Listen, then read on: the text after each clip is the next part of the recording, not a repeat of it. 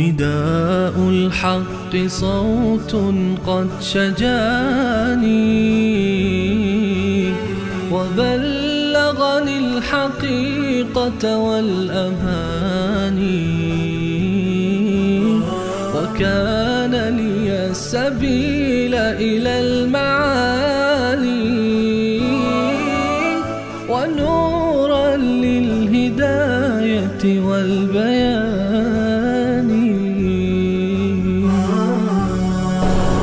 أعوذ بالله من الشيطان الرجيم. بسم الله الرحمن الرحيم. سأل سائل بعذاب واقع للكافرين ليس له دافع من الله ذي المعارج تعرج الملائكة والروح إليه في يوم كان مقداره 50,000 سنة. صدق الله العظيم. اللهم صل على سيدنا مولانا محمد وعلى آله وصحبه أجمعين. سبحانك لا علم لنا ولا فهم لنا إلا ما علمتنا.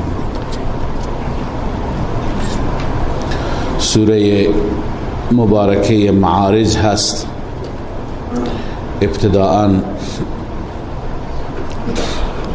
ربط و مناسبت این سوره با سوره های گذشته در سوره مبارکه ملک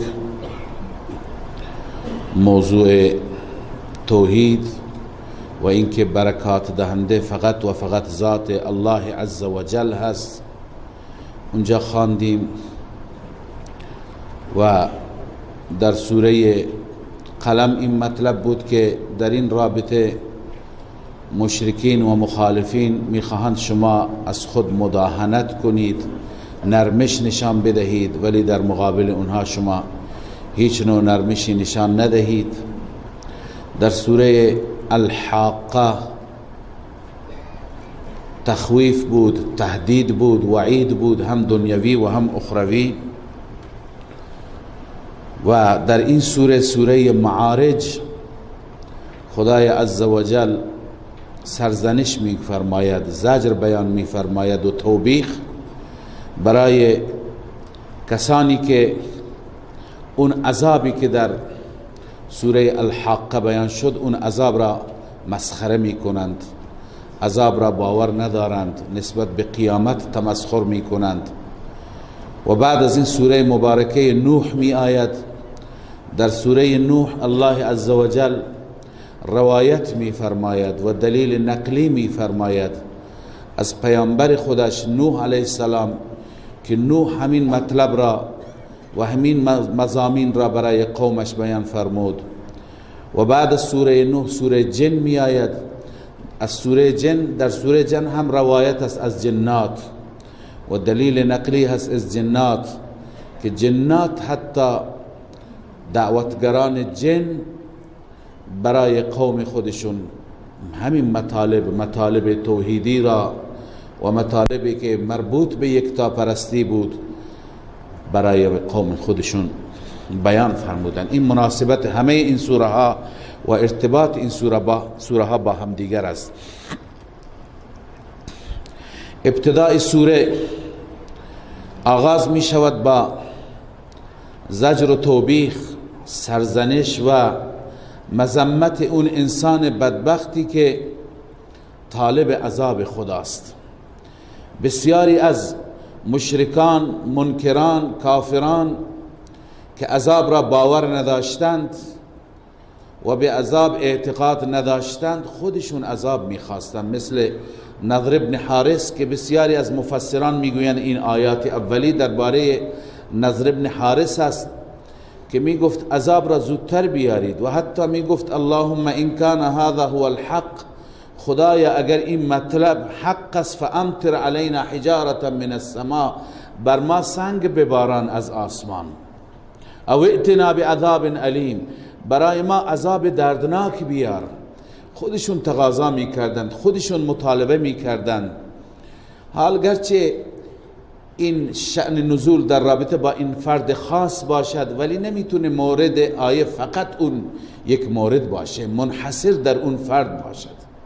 در هر زمانی هستند چنان کوردلانی، چنان انسانهای ناباوری که کلام الهی را باور ندارند، قیامت را و مسائل قیامت را و مسائل مربوط به عذاب را به تمسخر میگیرند و میگویند که اگر چنین عذابی هست زودتر بیاد.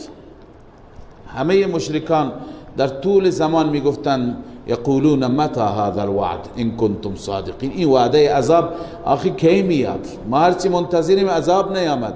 ای مسخره میکردن. الله عز و جل هم ذاتی هست که زود مؤاخذه نمی کند. الله حلیم هست و اصلا قرار نیست در دنیا مؤاخذه صورت بگیرد الا ماشاء الله. نمونه های الله عز و جل برای بعضی ها را گوشمالی میده، مثل اقوامی که ذکرشون در قرآن آمده. پس الله تعالی برای این سائل و امثال این سائل، هر کسی که برای عذاب خدا عجله داشته باشد و خواهان باشد، در این آیات توبیخ بیان می‌فرماید. سأل سائل بعذاب واقع، سائلی سؤال کرد، طالبی مطالبه کرد. چی را مطالبه کرد؟ بعذاب واقع للکافرین، این للکافرین متعلق واقع هست. سؤال کرد اون عذابی که برای کافرین واقع میشه. انسان از این نوع آیت ها، ما مسلمان ها از این نوع آیات امیدوار میشیم که فلسفه اصلی عذاب للکافرین است، انشاءالله برای ما نیست. عذاب واقع للکافرین، عذابی که اون عذاب برای کافرین واقع هست.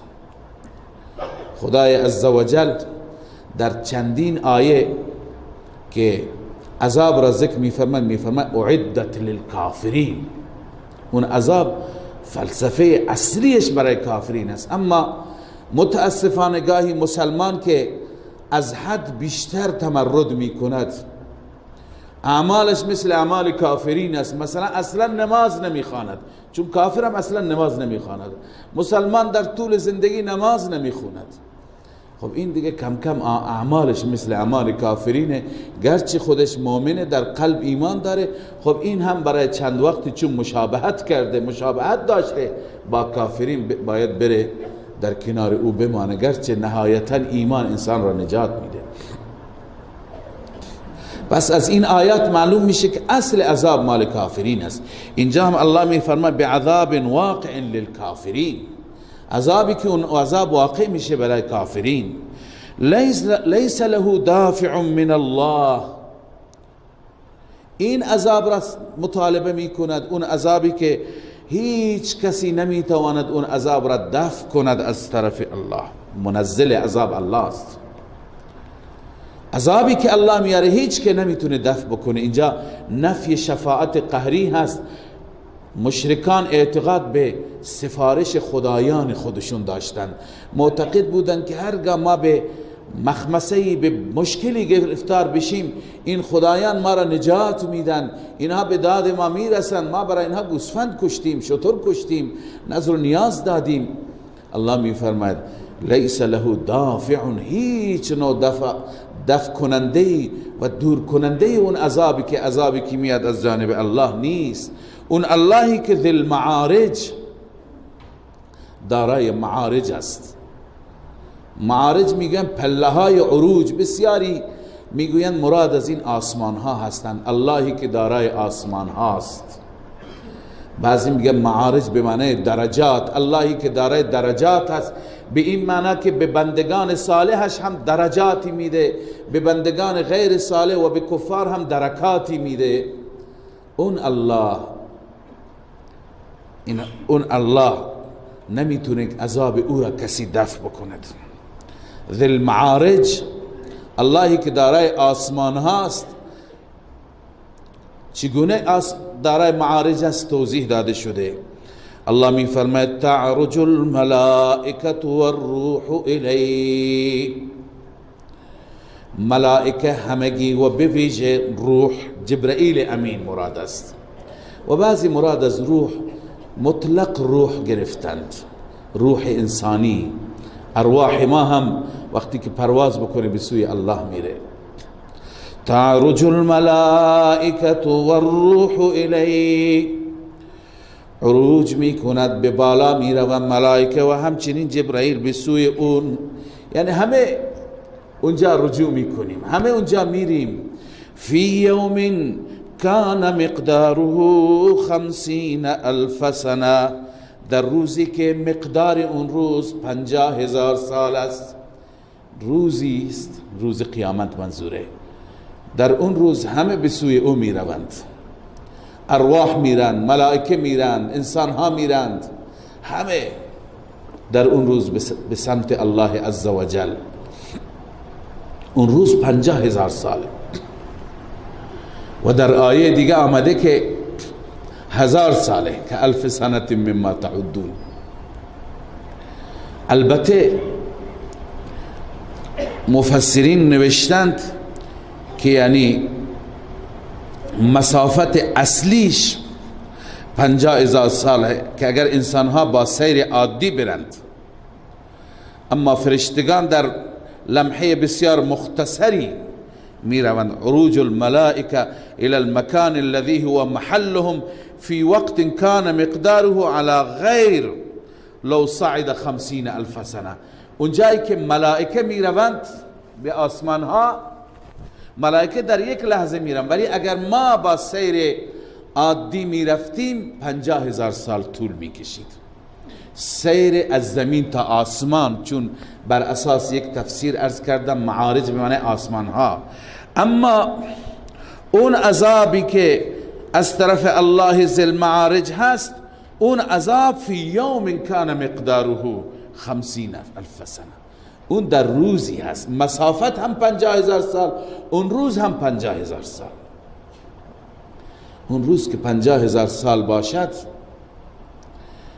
برای انسان ها متفاوته، چون که در روایتی داریم اصحاب کرام عرض کردن یا رسول الله 50,000 سال کی میتونه تحمل بکنه؟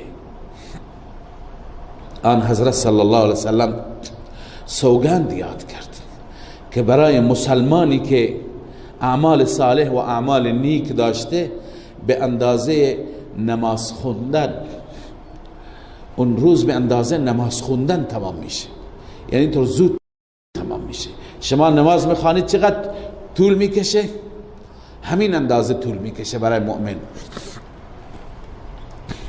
پس معلوم میشه که بر اساس اعمال بندگان اون روز طولانی و کم میشه. پس با اون آیه‌ای که 1000 سال فرموده هم تفاوتی نداره، برای بعضی ها 1000 سال، برای بعضی ها 50,000 سال، برای بعضی ها یک لمحه و یک لحظه. لذا اون عذاب را مطالبه می کند. الله عزوجل به پیامبر خودش تسلی میده، ای پیامبر، ای حبیب من، تو صبر کن، تو تحمل کن. باش بگویند اینها مسخره کنند. الله می فرماید فاصبر صبرا جمیلا، صبر کن ای پیامبر صبر جمیل. صبر جمیل به اون صبری میگن که هیچ شکایتی توش نباشه، شکوی توش نباشه. گاهی برای ما مشکلی میاد میگیم خدایا صبر میکنه ولی چرا؟ این شکوا آمد، این صبر جمیل نیست. صبر جمیل اونه که انسان همه چیز را به الله بسپاره. الله می فرماید انهم یرونه بعیدا و نراه قریبا، همانا آنان اون روز را دور می بینند اما ما نزدیک می بینیم. اقتربت الساعه، قیامت نزدیکه. اقترب للناس حسابهم، ازفت الازفه، اون موعد نزدیک قریبه. الله می فرماید انهم یرونه بعیدا، بعیدا عن الوقوع، وقوع اون را بعید می دانند، نه اینکه از نظر زمان بعید می دانند، اما بعید از عقل می دانند، باورش ندارند. اما الله می فرماید و نراه قریبا، ما او را قریب عن الوقوع می دانند، در همین زودی اون اتفاق می افته. اون روز چه روزی هست؟ الله عزوجل به تصویر می کشد، بار بار با تعبیرهای مختلف و متفاوت، با تصاویر مختلف از قیامت. الله قیامت را به تصویر می کشد تا هیبت اون روز، عظمت اون روز در دل ما بیاید. یوم تکون السماء کالمهل و تکون الجبال کالعهن، روزی که آسمان میشه مثل فلز گداخته شده، فلزی که ذوب شده، فلز که ذوب بشه قطره قطره میفته، تکه تکه جدا میشه. آسمان اذا السماء انشقت، انشقاق و پاریدگی پیدا میکنه و تکه تکه مثل فلز از هم دیگه جدا میشه. و تکون الجبال کالعهن، و کوها مثل پشم، پشم حلاجی شده، پشمی که زده شده، حلاجی شده، چطور از هم دیگه اجزاش جداگانه هستند؟ اجزا و ذرات کوها مثل غبار از هم دیگه جدا می شوند. ولا يسأل حمیم حمیما، هیچ دوستی در مقابل از دوست دیگر سوال نمیشه. از دوست دیگه سوال نمیشه که دوست چیکار کرد، دوستم چی شد، کجا رفت. یبصرونهم، این نیست که از همدیگه ناپدید میشن، به همدیگه نشون داده میشن، همدیگر را میبینند. دوستان همدیگر را میبینند اما پروا برای دوست نداره، نفسی نفسیه، هر کس به فکر خودشه. سبحان الله. بالخصوص روز سختیه برای مجرم، برای کسی که در دنیا حق زندگی را ادا نکرده، حق خدا را ادا نکرده، دنیا را با جنایت و با فساد و با گناه و معصیت سپری کرده. الله درباره این انسان بدبخت چی میگه؟ یود المجرم لو یفتدی من عذاب یومئذ ببنیه، دوست دارد مجرم، تمنا میکند لو یفتدی، اینکه فدیه بدهد، من عذاب یومئذ ببنیه، عذاب اون روز را، یعنی در عوض عذاب اون روز، فدیه عذاب اون روز، ببنیه، فرزندش را، فرزندی که جگرگوشهش هست اون را میخواد تقدیم بکنه، و صاحبته، و همسرش را، این همسری که در دنیا برای هم دیگه به اصطلاح جان میدادند، عاشق و دلباخته هم دیگه بودند، اما اونجا میخواد که همسرش را تقدیم بکند، و اخیه، و برادری که بازویش در دنیا بود. برای برادر میگفت که همه چیزم بره ولی برادرم باشه، اما اون برادر را هم میخواد تقدیم بکنه.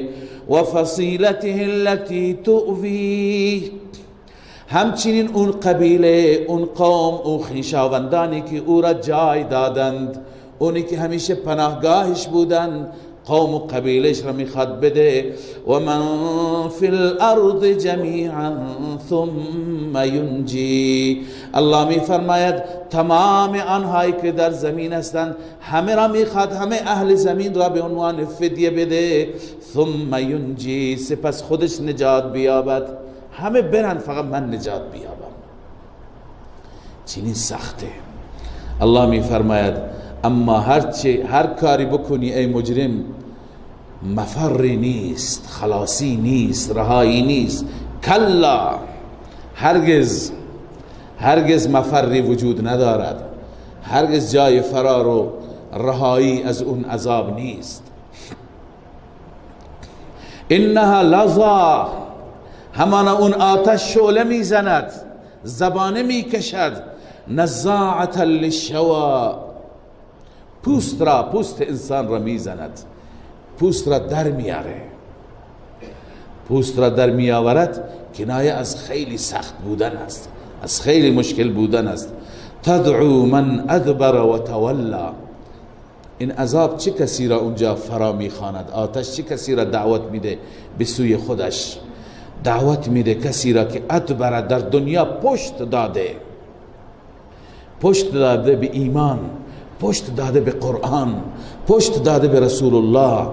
و تولا، و کسی که اعراض کرده. مفسرین بین ادبر و تولا این فرق را نوشتن که ادبر کسی که فساد عقیده داشته و تولا کسی که فساد عمل داشته.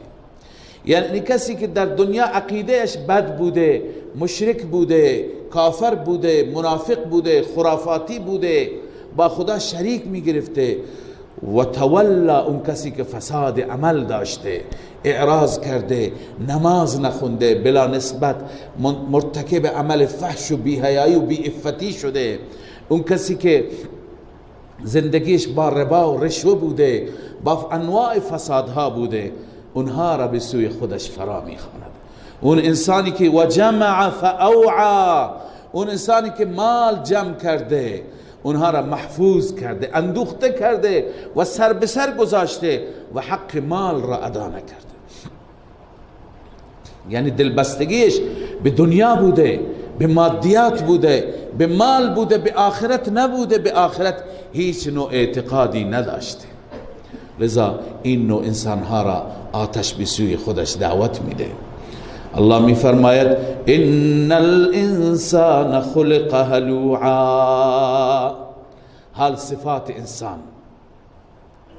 انسانی که اونجا میره چه انسانهایی هستن و چه انسانهایی نجات میابن.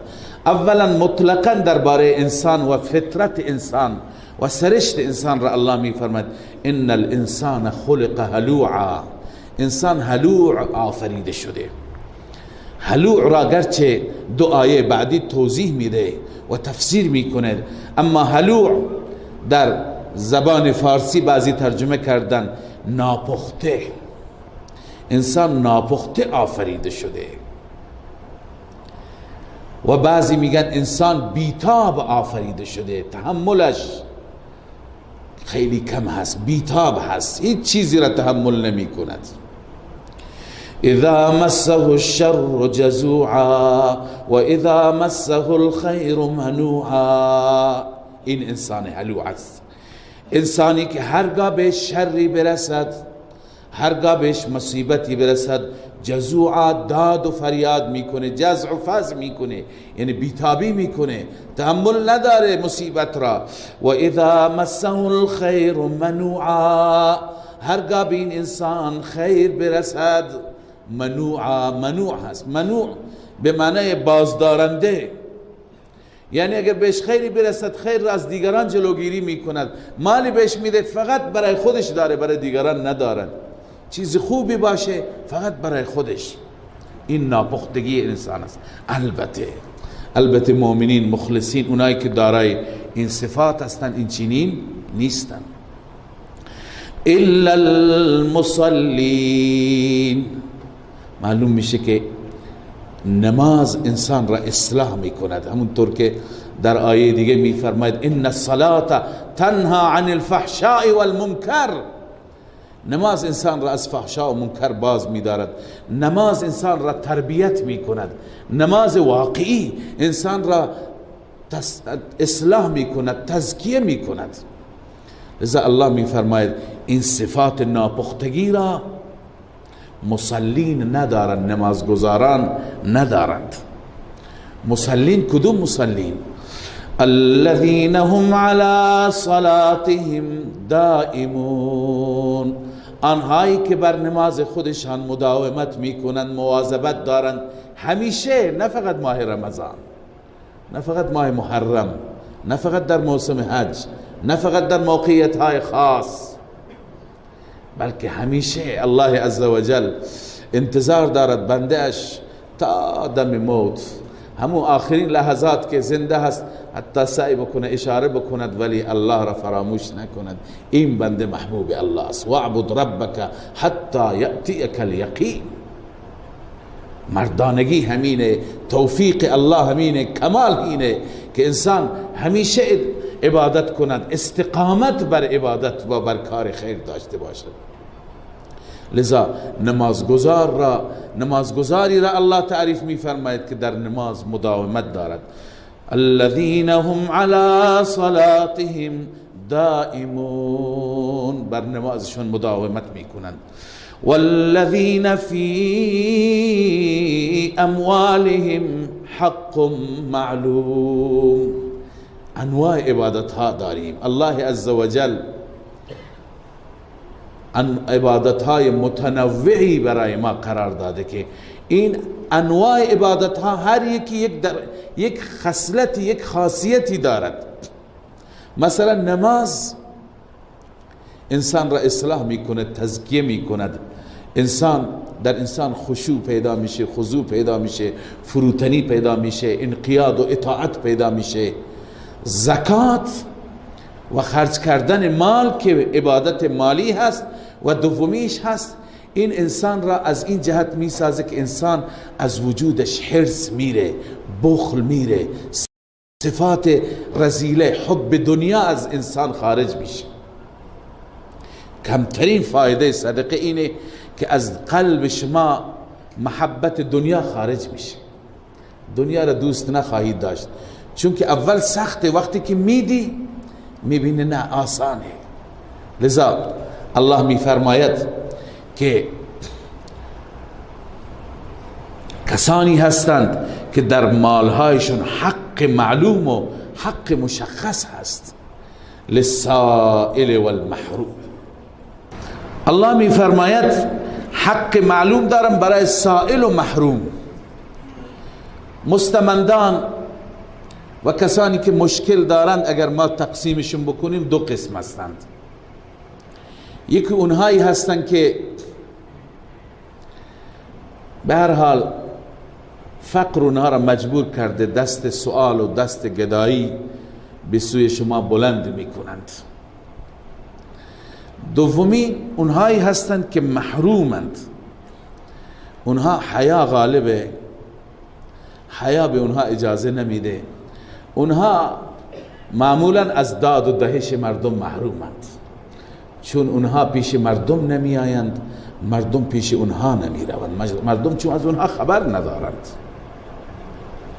لذا اونها را هم الله می فرماید بپایید، هم سائل و هم محروم.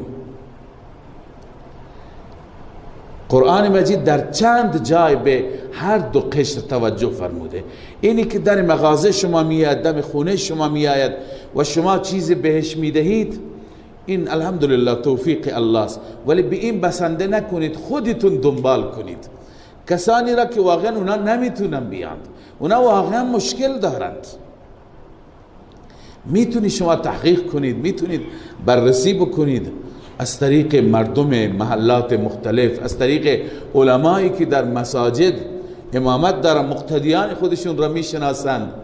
خیلی ها هستن میرن از طریق سوپرمارکت ها میگن دفتر حساب را بیار و ببینیم که کی اینجا بدهکاره، میبینن پیدا میکنند بیوه هایی هستن، یتیم هایی هستن اینجا بدهکار، از چند وقت بدهیشون را نتونستن. کسی بخواد محروم را پیدا بکنه راحت پیدا میکنه، به شرط اینکه این انگیزه‌ای که قرآن در ما ایجاد میکنه این انگیزه پیدا بشه و حتما این کار را بکنیم.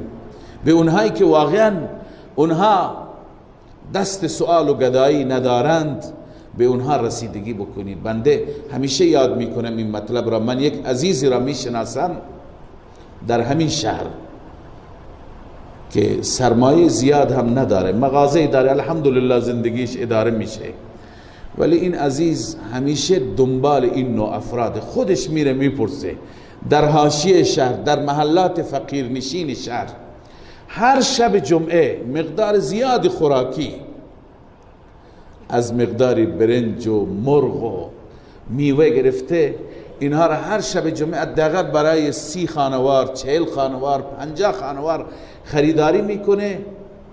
هستن یتیم هایی که منتظرن که شب جمعه میرسه حاجی فلانی به دم خونهشون میاره اونا رو میرسونه.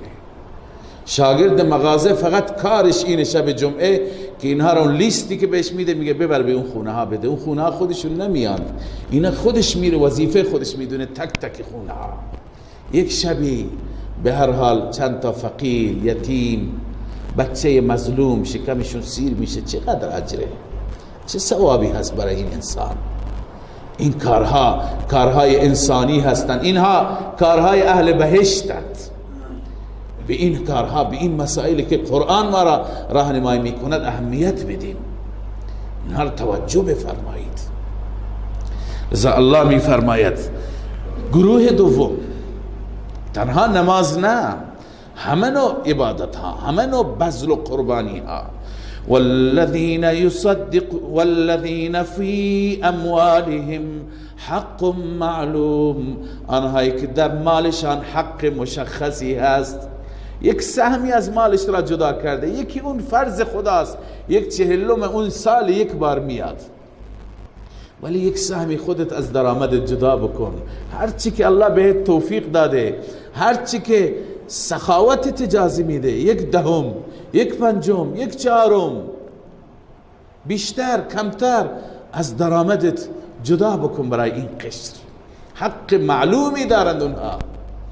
عرض کردم در درس گذشته هستند انسانهایی که فقراء شهر احساس میکنن سرمایه این آقا، درآمد این از کنم کارخانه، درآمد این نانوایی، درآمد این پاساژ مال ایشون فقط نیست، مال همه ماست، چون خیرش به ما هم میرسه. خوشا به حال این اهل سعادت که خدا بهشون داده، توفیق دادن دارن، حق مال را ادا میکنن. این کار صفات خوب در وجود ما میاره. عرض کردم حرص را میبره، گذشت را زیاد میکنه، بخل را از قلب انسان دور میکنه، حب دنیا را که انسان 4 دست و پا به دنیا بچسبه دور میکنه. انسان مشتاق آخرت میشه، چون انسان احساس میکنه هر هفته، هر ماه، هر روز دارم برای آخرتم ذخیره میکنم، به اونها امیدوار میشه، به شرط اینکه فقط ربت خبر داشته باشه. اگر 4 نفر مطلع شدن ولی نیت درست باشه. لذا الله می فرماید حق معلوم للسائل والمحروم، حق معلومی هست برای سائل، برای اونی که سوال می کند او را هم ناامید نمی کند، والمحروم اونی که محروم هست. والذین یصدقون بیوم الدین، آنانی هستند که تصدیق می کنند روز جزا را. این کارا را انسانی میکنه که نسبت به روز قیامت اعتقاد و باور داشته باشه، نسبت به حساب و کتاب اونجا، پرسش و پاسخ اونجا ایمان داشته باشه. والذین هم من عذاب ربهم مشفقون، آنهایی هستند که از عذاب ربشان میترسند. باید بترسیم، باید احساس خطر بکنیم، چون الله می فرماید ان عذاب ربهم غیر مأمون. عذاب پروردگار چنین چیزی نیست که ایمن باشد انسان از او، باید ترسید. معلوم نیست که خدا به چی چیزی ما را گرفتار میکنه، لذا باید همواره در خوف بود، خوف و رجا، ترس و امید، اما باید ترسمون هم بالا باشد. والذین هم لفروجهم حافظون، وصف 5. الله می فرماید کسانی که عفت خودشون را حفظ می کنند، حیا و عفت خودشون را حفظ می کنند، نیاز جنسی را العیاذ بالله به هر صورت ناجایز و ناروا تکمیل نمی کنند، فقط از اون طریقی که رب اجازه داده. اون طریق چیه؟ الا علی ازواجهم او ما ملکت ایمانهم، مگر بر همسرانشان یا کنیزک هایشان کنیزی که در گذشته انسان ملکن او را خریداری میکرد الله اجازه داده بود. لذا این دو صورت هست. فانهم غیر ملومین، اینها اگر نیاز جنسی را در این موقع برآورده بکنن اینها قابل ملامت نیستن. اما غیر از اینها الله میفرماید فمن ابتغى وراء ذلك، هر کسی بغیر از این دو صورت دیگری را برای نیاز جنسی خودش انتخاب بکند بطلبد فاولئک هم العادون، این انسان ها متجاوزند. عادون یعنی از حد شرعی تجاوز کرده، از اون حدی که خدا گفته. لذا هر کسی که نیاز جنسی را بغیر از این صورت ها برآورده بکند، صورت هایی هست که انسان به زبان نمیتونه بیاره ولی خیلی صورت ها مردم میپرسند این تجاوزه، این حرامه، بعضی ها حد دارد، بعضی تعزیر دارد. کسی العیاذ بالله با یه زن بیگانه رابطه برقرار کنه که ما بهش میگیم زنا، کسی استمناء بکند به وسیله دست خودش نیاز خودش را برآورده بکند، استمناء بالید، اینها مفسرین نوشته همه اینها، همچنین همجنسگرایی و همجنس بازی، مردها به وسیله مردها العیاذ بالله، زنها به وسیله زنها بخواهند خودشون را ارضا بکنند، اینها همه صورتهای حرامند. و همچنین مرد از طریق پشت بره پیش زن خودش، حتی اینها همه صورتهای حرام هستند. این انسانها متجاوزند، از حد شرعی تجاوز کردند، اینها جز کبائر هستند. اون گناهی که واقعا گناه باشد خدای عزوجل تو کلامش ذکر می کند. خیلی گناهان جزئی هستند الله ذکر نمی کند. لذا اینها مفاسد اخلاقی هستند. لذا پنجمین صفت اینه که انسانی میتونه،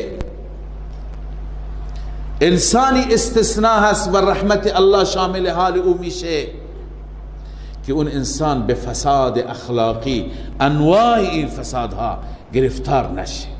و همچنین علما نوشتند متعه، صیغه نکاح موقت، اونجا هم اون کسی که برای یک شب، برای یک ساعت، برای یک ماه، برای یک هفته در اختیار انسان، زن نیست، اون جز ازواج نیست. گرچه بعضی ها که میخوان صیغه را جایز قرار بدند میگن اون زنه، اونم جز ازواجه، اونم میگن جز ازواجه، ولی زن از خودش تعریفی داره.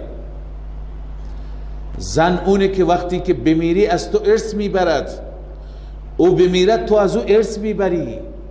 هیچ کس نگفته که این زن صیغه ای از انسان ارث میبرد. زن اونه که با شهود نکاح منعقد میشه، بدون شاهد نکاحش بسته نمیشه. این بدون شاهد بینشون به زعم اونها نکاح درست میشه. زن اونه که جدایش با طلاق میشه، این اونه که اصلا نیازی به طلاق نمیشه، همین که ساعت 12 شد خود به خود جدا میشه وقتی که ساعتش تعیین میشه. لذا اصلا تعریف زن از چندین جهت که علما یادآوری کردن که انشاءالله بحث مفصلش در سوره مؤمنون خواهد آمد. لذا اون زن نیست. یکی از رسومات جاهلیت بود، خیلی چیزها بودن در زمان جاهلیت. بله نکاح موقت هم بود، قبل از اسلام بود، در اول اسلام هم بود، مثل شراب که در اول اسلام هم بود. الان کسی بیاد استدلال بگیره بگه شراب جایز بوده الان هم بخوریم؟ عیناً مثل همینه، در اول اسلام بود. حضرت ام المؤمنین عایشه رضی الله تعالی عنها می فرماید چندین نوع نکاح در ابتدای اسلام بود. دین اسلام و شرع مبین همه را منسوخ کرد، همه را از بین برد و رد کرد، همه صورت نکاحی که امروز ما داریم باقی گذاشت. لذا متعه هم یکی از اونها بود. لذا نمیشه اون را بیاریم با نکاح صحیح و نکاح دائم بچسبونیم. بنابراین الله میفرماید از غیر از این راه مشروع هر کسی راهی بطلبد فاولئک هم العادون، این انسان های متجاوزی هستند، از حد شرعی گذشتن. فمن ابتغى وراء والذین هم لاماناتهم وعهدهم راعون. چه صفات زیبایی هستند. واقعا قرآن ما را به مکارم اخلاق دعوت میده. اگر همه انسان هایی که در این دنیا زندگی میکنند، همه مسلمان هایی که در جامعه دینی و اسلامی زندگی میکنند این صفات را داشتن، ما اصلا مشکل نداشتیم، همین دنیا تبدیل به بهشت میشد، همین زندگی خوشگواری میشد. ولی متاسفانه این صفات نیست. الله می فرماید صفت ششم والذین هم لاماناتهم وعهدهم راعون، آنهایی هستند که نسبت به امانتها و نسبت به عهد و پیمانها مراعات می کنند، لحاظ می کنند، امانت دارند، پایبند عهدند، متعهدند. وقتی که گفت طلبت را سر برج میدم دیگه حرفش حرفه، قولش قوله، بدقولی نمی کنه، عهد شکن نیست، امینه، امانت داره. وقتی که رازی پیشش داشتی دیگه امین تو هست، افشاگری نمی کنه. وقتی که جنسی در اختیارش داشتی خیانت نمی کنه، استفاده نمی کنه، خرابش نمی کنه. صورتهای مختلفی امانت داره، عهد داره. وقتی که پیمان بس با تو، پیمانش پیمانه، تعهدش تعهده. اینها هستند مؤمنین، اینها هستند مصلین، اونهایی که نسبت به امانتها و عهدشون رعایت میکنن، لحاظ میکنن. والذین هم بشهاداتهم قائمون، اونهایی که نسبت به شهادتهایش خودشون ایستادن، قیام کردن، یعنی حق شهادت را ادا میکنن، گرچه این شهادت به ضرر طایفهش تمام بشه، به ضرر برادرش تمام بشه، ولو علی انفسکم او الوالدین والاقربین، گرچه به ضرر خودش، به ضرر پدر و مادرش تمام بشه، اما ایمان تقاضا میکنه حق را بگه، میگه بله من این حرف را گفتم. شهادت بر علیه خودش هم میده. امکان داره که این اقرارش، این اعترافش موجب بشه که ضررهای مالی و جانی برایش پیش بیاد، ولی نمیترسه، فقط از الله میترسه، از الله میترسه که شهادت را رعایت میکنه. الله میفرماید والذین هم علی صلاتهم یحافظون. بازم نماز، وصف هشتم دوباره بر نماز، به طرف نماز، در رابطه با نماز. کسانی که بر نمازهایشون محافظت میکنند، اونجا بود مداومت، دائمون، اینجا هست محافظت. یکی اینه که انسان همیشه نماز بخوند، استقامت داشته باشد، و محافظت نماز اینه که تمام شرایط نماز را، تمام آداب نماز را، تمام سنن و مستحبات نماز را انسان تک به تک انجام بده.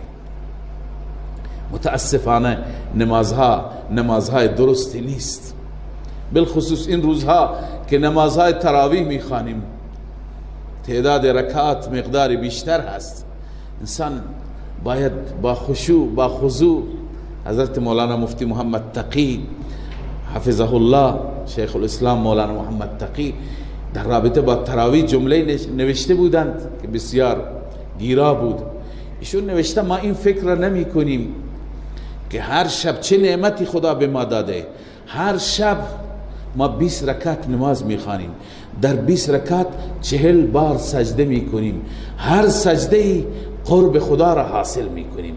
الله فرموده نزدیکترین حالت یک بنده به من این هست که مرا سجده میکند.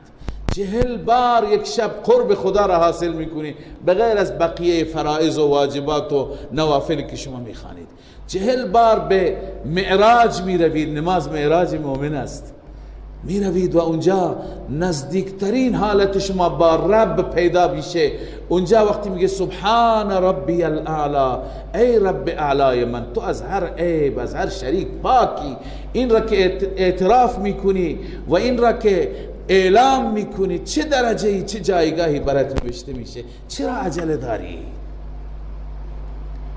خیلی در نمازها کوتاهی میشه. بعضی جاها میگن دقیقه گرفتن نماز فرض با وتر با تمام نماز تراویح که به صورت علم تر کیف میخوانه، میگه 23 دقیقه تمام میشه، بعضی جا میگه 19 دقیقه تمام میشه. العیاذ بالله. یک کلیپ اخیراً آمده، شاید دوستان دیدند، که اصلا فکر میکنی که یه ورزشی هست یا همونطور که در حدیث آمده مثل خروس فقط نک زدن و بلند شدن هست. الله اکبر الله اکبر الله اکبر، بدو بدو. به نظر من این نماز اصلا نخونه بهتره. این بی حرمتی هست، این بی ادبی هست. لذا نمازی رب دوست داره که با حضور قلب باشه، با خشوع خضوع باشه، با توجه کامل باشه. شما وقتی که میگه الله اکبر دست بلند میکنی، به تعبیر بعضی این نوع خداحافظی است از دنیا، یعنی از این عالم قطع شدی، وارد یک عالم دیگه شدی، وارد عالمی که در مقابل خدا هستی، عالم ملکوت. اونجا باید همه چیز فراموش بشه، اونجا این سرعت. لذا الله عز وجل میخواهد که همه شرایط، همه ارکان، همه آداب، طهارت، استقبال قبله، خشوع خضوع، توجه، تعدیل ارکان، اینها همه رعایت بشه. این محافظت بر نماز. اولئک فی جنات مکرمون. بعد از این صفات هشتگانه الله پاداش را بیان میفرماید. این انسان ها در جنات، در بهشت مورد اکرام و اعزاز واقع می شوند. الله اینها را یک احترام خاصی و اکرام خاصی می فرماید. الله نصیب من شما بگرداند این صفات را. فما للذین کفروا قبلک مهطعین. الله می فرماید چه شده کفار را که به سوی تو می دوند. مهطعین یعنی مسرعین، با سرعت می آیند. در رابطه با این آیات هم نوشتند که آن حضرت صلی الله علیه و سلم وقتی که از بهشت و از نعمتهای بهشت بیان فرمودند، کفار آمدند در اطراف کعبت الله، خانه کعبه جمع شدند و اونجا گوش میکردند. کفار گفتند که اگر چنین بهشتی باشد، این انسانهایی که هیچ جایگاهی تو جامعه ندارند، هیچ شخصیتی ندارند، از نظر اونها شخصیت با قومیت بود، با سرداری بود، با فامیل بود، با پول بود، با مادیات بود. لذا به همراهان و یاران رسول الله بی شخصیت میگفتن این انسانهایی که از قشر پایین هستند، اینها که نمیرند. اگر همونطور که اینجا فضل مال ما هست، اینجا همه امکانات مال ما هست، رفاهیات مال ما هست، اگر بهشتی باشد اونجا هم ما میریم. الله عز وجل پاسخشون داد. الله میفرماید فما للذین کفروا قبلک مهطعین. چه شده آنانی را که کفر کردن به سوی شما با سرعت میان. عن الیمین و عن الشمال، از راست و چپ. عزین، جماعت های متفرق. عزین یعنی گروه گروه، جماعت میآیند. ایطمع کل امرئ منهم، آیت طمع دارد، انتظار دارد هر گروهی از آنها ان یدخل جنت نعیم، اینکه وارد بهشتی که سراپا نعمت است بشه. الله می فرماید کلا، هرگز نه، برای اینها خبری از بهشت نیست. اینها جایگاهی در بهشت ندارند. چرا؟ چون اینها امتحانشون را پس دادند. انا خلقناهم مما یعلمون. ما آنها را آفریدیم از آنچه که اونها میدانند. لذا اینها به چه چیزی افتخار میکنند؟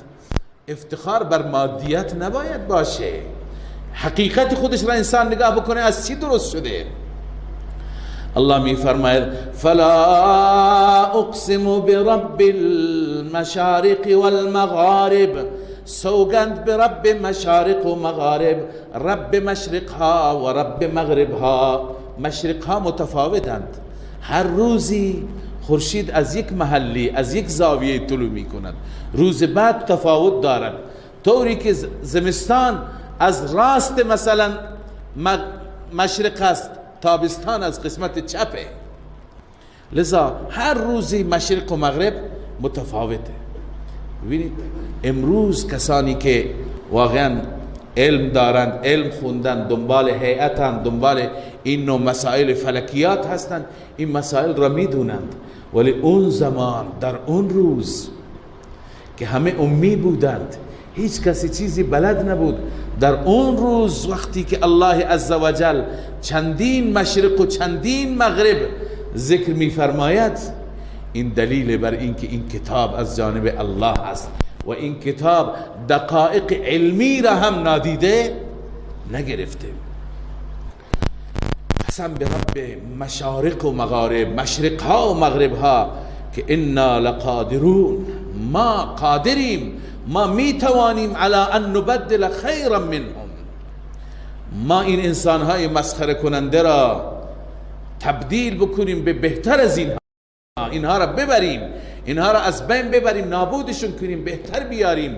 و ما نحن بمسبوقین، ما عاجز نیستیم. مسبوق اینه که کسی دیگه از ما سبقت بگیره، ما عاجز بمانیم، ما ناتوان بمانیم. ما ناتوان نیستیم، ما عاجز نیستیم. اما ای پیامبر صبر کن، فذرهم، خدا فورا مؤاخذه نمیکنه، فذرهم، بگذار اینها را، یخوضوا و یلعبوا، مسخره کنند. خوض یعنی وارد بحث های بیهوده و پوچ بشند، و یلعبوا، سرگرم بشند.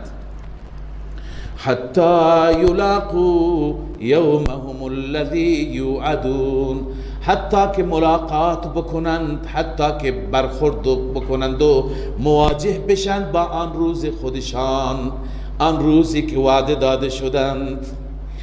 اون روز چه حالتی دارند؟ الله میگه شما، میگه ما به بهشت میریم، شما وضعیتتون، شرایطتون اینه. یوم یخرجون من الاجداث سراعا، روزی که خارج می شوند از قبرها با سرعت، با یک سرعت تمام، با یک سور، با یک عرض کنم که بوق به اصطلاح، همه از قبرها بیرون انداخته می شوند. کأنهم الی نصب یوفضون، گویا آنها به سوی نمادی می دوند، فرار می کنند. نصب میگویند هر نمادی که برای غیر الله باشد و مردم عبادت بکنند. در اون زمان، در این زمان هم همینطوره، هر جایی که ایستگاه های شرک هست، در اون زمان مشرکین نمادهای شرکی داشتند. مثلا یه جایی میگفتند که اینجا یکی از صالحین بوده به نام لات، التي یلط السویق، اون کسی که به حاجی ها ستو میداد، سویق میداد، درست میکرد و به حاجی ها میداد این حلوای سویق را تا بخورند. اون جایی که صندلیش بود، یه سنگی بود در واقع، اون سنگ نمادی از شرک قرار گرفت. یک عابدی، یک انسانی مثلا زیر درختی خدا را عبادت میکرده، اون درخت الان نماد شرکی قرار میگیره. بعد از فوتش همه میرفته اونجا سجده میکردند. لذا نمادها طوری بود که گاهی مشرکین میرفتند، دوان میرفتند، هجوم می آوردند این نوع نمادها و آستانه ها که جا نبود. لذا الله می فرماید گویا اینها به سوی نمادی از نمادهای شرک می دوند. تشبیه میده به همون عجله‌ای که در دنیا دارند، دوان به سوی میدان حساب می آیند. اما خاشعتا ابصارهم، چشمهایشون پایین است، خجلند، شرمندند به خاطر عمل کردشان در دنیا.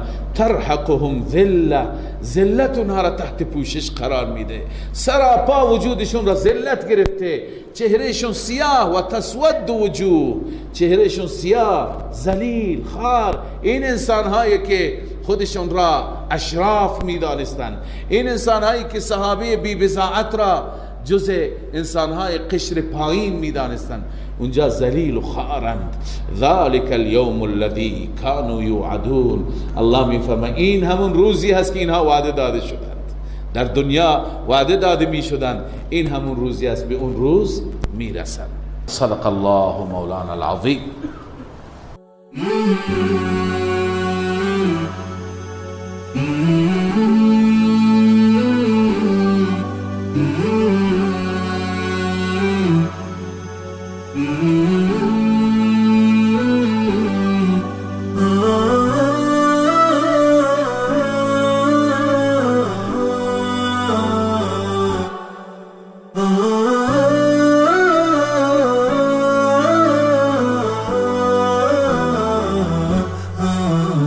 نداء الحق صوت قد شجاني وبلغني الحقيقة والأماني، وكان لي السبيل إلى المعالي، ونورا للهداية والبيان.